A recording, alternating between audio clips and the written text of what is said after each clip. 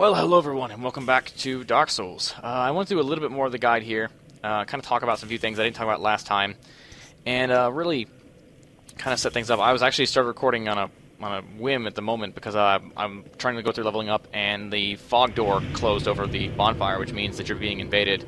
Apparently, the guy managed to fail, so that was rather nice. I think we do need 2 endurance. It's like the next 2 levels, and then we do faith for everything else.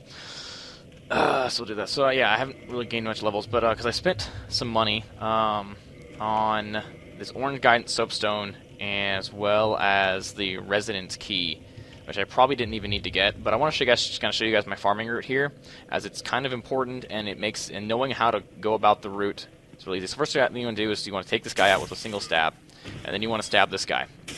Then as you wait for your stamina to regen. That guy up down there might come attack you, especially if he sees you at the top of the stairs. Just gonna wait for him, hold your shield up, you can block any attack he comes at you, and just stab him for the kill. Makes it pretty simple. This guy here, just kind of run around. He might do something stupid, he might try to attack you, he might just kind of stand there. If he stands there, just stab him. Either way, he'll die in one hit. These guys are a little bit harder. They like to keep their shields up. What you're gonna do is you're gonna two-hand your weapon, you're gonna lock onto the guy, and you're just gonna do weak attack, or for Xbox controller it's RB, RB, and PS3 it's R1, R1, and that will kill them, like no issues. You come down here, there actually are some bookshelves and stuff here. This guy hiding behind here is really kind of hard to see, especially if you don't know he's there, and he can come out and do a lot of damage. We're going to completely ignore that hallway there, as the only thing that leads to is some throwing knives and a couple of, like 4 hollows, like the very most basic ones. By the way, there's actually some boxes here, you can just roll through them, and that takes them out. You can attack them or whatever, I just roll, it's faster. Also, by killing these guys and farming the levels, you'll randomly get humanity. I notice I've got 1 up there that I haven't actually used anymore. This merchant here is actually pretty cool. This is actually where I bought the orange guidance soapstone. It's 200 souls, and then the key is 1,000. You can also buy a repair box and a bottomless box from him, but you can get those elsewhere, so we're not kind of gonna ignore them as we level up. You also have some pretty good weapons. The spear is really good. The club is a really good weapon. I actually ran on that for a while. And then this short bow. If you want to cut the tail off the undead drake and you have 12 dexterity, this short bow is a really good grab. I won't be doing that because we don't need the Drake's sword anyway, because it's just a little too heavy for this build. But it's a good way to start a good weapon to start off with. You can also kill him, by the way, and that will actually mark you as sinned until you request absolution from the guy who appears after you kill from Velka. He appears after you kill the bell gargoyles, and so that actually is kind of convenient for that, but he drops Uchi Katana, and he drops the Residence Key if you haven't already picked it up. Just around 800. So I'll just kind of do that one more time to kind of give you guys a good show of how to do it, and then we're going to sit down, we're going to discuss some stats. Also, we're going to... you got to be fast at this. You can actually block him before... you can kill him before he does that, but it's a bit easier just to block. So we're going to get this guy to come up here, and then I'll kind of show you guys how your miracles are going to work, since I haven't really talked about that. I always put them on my left hand, by the way, just to make it easier. I generally don't cast them unless I have my shield up and ready to go anyway, or my shield down, because it's not like you have time to block if you're casting a miracle. You can pull out your wonderful canvas talisman. You're going to push LB in this case. I'm using Xbox controller, and that will heal you. You have 4 uses of that, and that will be reset every time you go to the bonfire. Now you'll notice every once in a while, by the way, these are messages you can read, and if you rate them up with the orange soapstone, which I believe is on my bar, for some praise the sun, we'll go and push X to vote that up, and you can rate the message and we can vote that up, and that will give them humanity.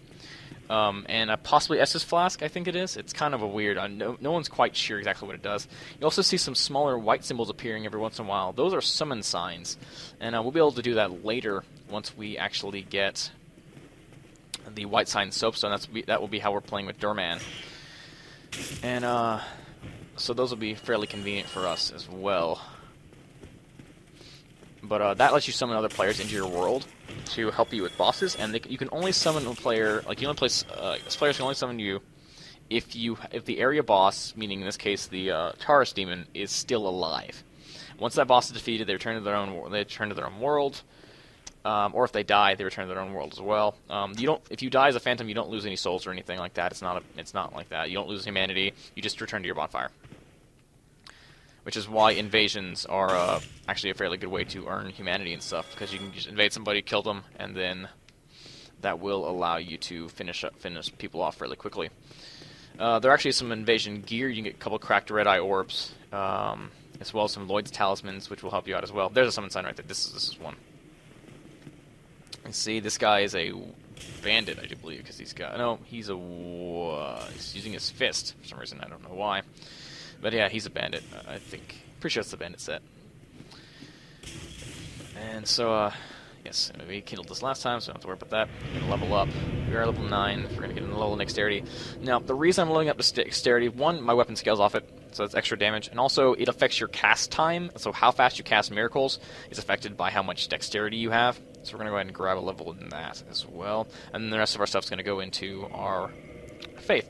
Now, I wanted to talk about kind of the stat screen, because this doesn't really get gone over very much, and I remember when I first started playing this game, I had a really hard time figuring everything out.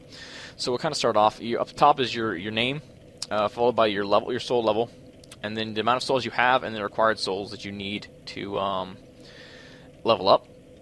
This is the level up screen. Of course, the required souls won't be there normally. You have your vitality. Vitality affects how much health you have. After level 50, all stats, by the way, will fall off. You won't get hardly anything from this, so it's not worth it to really level them up past 50. If any stat, no matter what it is. Some stats actually fall off. Let's see, dexterity I think falls off for endurance falls off at 40 because it maxes out your stamina, and your equip load doesn't really need to go any higher than that. And your dexterity for cast time falls off at 45, so it can't get any faster cast time after 45 dexterity. Attunement affects the amount of attunement slots you have. You notice on the right-hand side of the screen it says I have 2 attunement slots, and there's a slot with my heal skill in it and an empty slot. Attunement slots are the number of spells you can have on your character at a time, and you can attune those at a bonfire now. I'll go to that now. You can attune magic, and you have more spells, you select a slot, and then you select what you want to attune, which I only have heal right now, so it's not really going to help us. And I think it automatically puts us in the way of the White Covenant. Yeah, apparently we are already in the way of the White. I didn't even realize that. Okay. Not too much. We're going to go back to level up. Okay, endurance affects your equipment load and your stamina. If you look in the middle of the screen underneath HP, you have stamina. That affects, of course, how long you can run, how many attacks you can do, and all that kind of stuff, as well as how much you can dodge. And equip load is the amount of equipment you can use. If you have less than 25% of your maximum equipment load in your gear, you'll do the super fast roll, which is kind of like a somersault forward. And it's really fast and really easy to get out of the way. If you have above 25%, you'll do a normal roll, which I think is what we have right now. Above 50%, you'll do a fatty roll, and I think at 100% you can't roll at all. You might not even be able to run. I don't think you can even run. And that's generally what happens when you have iron flesh on, because you can't even run. You're so heavy. When iron flesh is a pyromancy, by the way, which we might get into, but probably won't. Strength, of course, affects your damage output with weapons that scale off of that. And then you got your dexterity, which affects weapons that scale off of dexterity, as well as how your cast time and I think how fast you roll. Your resistance affects how much physical defense and stuff like that, as well as your poison resistance. Oh, endurance also affects your bleed resistance as well. So higher endurance will mean higher bleed resistance. Your intelligence affects how much magic damage you do on things that scale with magic. For example, for talismans, for miracles, there's Velka's talisman scales with your intelligence instead of your faith. So sorcerers may want to pick that talisman up to cast miracles that will do as much damage as your normal spells will. We might put some points into intelligence as well, just kind of scale it up there. And then, of course, faith affects your defenses as well as weapons that scale off of faith, and it affects your miracle damage or miracle healing power. And of course, your humanity, which affects how human you are. Well, not how human you are, obviously. It affects your item discovery rate, so you notice I have 150 now because I have 1 humanity, and that scales up. It also affects your overall defenses will be higher the more humanity you run around with. But also, when you're human, you have a chance to be invaded, which can really suck. And I really suggest when you're going to kill these guys, I suggest running out here. Stab, and of course, try to be careful. There are guys up there. If you have a bow, you can take these guys out early. There's actually 3 of them, which you can see from right here. And they throw fire bombs at you, which is not nice. There's also a guy over there that goes through that door. He'll actually open the door up and try to attack you. So you kind of want to watch out for that. But it's not entirely necessary. Like, he's pretty easy to kill, especially with this setup.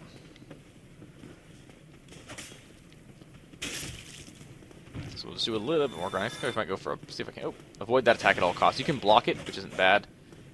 course, God forbid the backstab work. So, yeah, so this is a fairly easy grinding route, but it takes a while because I think you only get like 700 or 800 souls per go. If you want a really good grinding spot, go back, take out your mace, go back. You can actually do it with this sword too. Actually, would do more damage. If you grind through all the skeletons in the Firelink Shrine graveyard, you'll get about 1500 souls per go, which actually is a really good spot to grind if you can kill the skeletons. If you can't kill the skeletons, I would recommend avoiding it at all costs. But yeah, that basically sums up how... Oh, actually, I do want to do one more thing. We're going to put a notice down, one of these, to attempt to get some more humanity. If you put some, generally you'll see people place these down when they'll say need humanity or whatnot, and they're basically what they're saying is vote my thing up, give me humanity. That way I can continue on because I'm really having a hard time. You can just write your message. And you have to choose from a list. So we're actually going to do need, and then I think it's attributes. No. Yeah, concepts. Nope. Attributes, not attributes, not body parts. Orientation? Nope. Geography, it's not geography. It's actions? No. Techniques? I'm trying to find it. Miracles, dashing through. I know it's here somewhere. We're looking for humanity. Miracle spell, scroll, amazing. It's not characters, is it? Shouldn't be characters.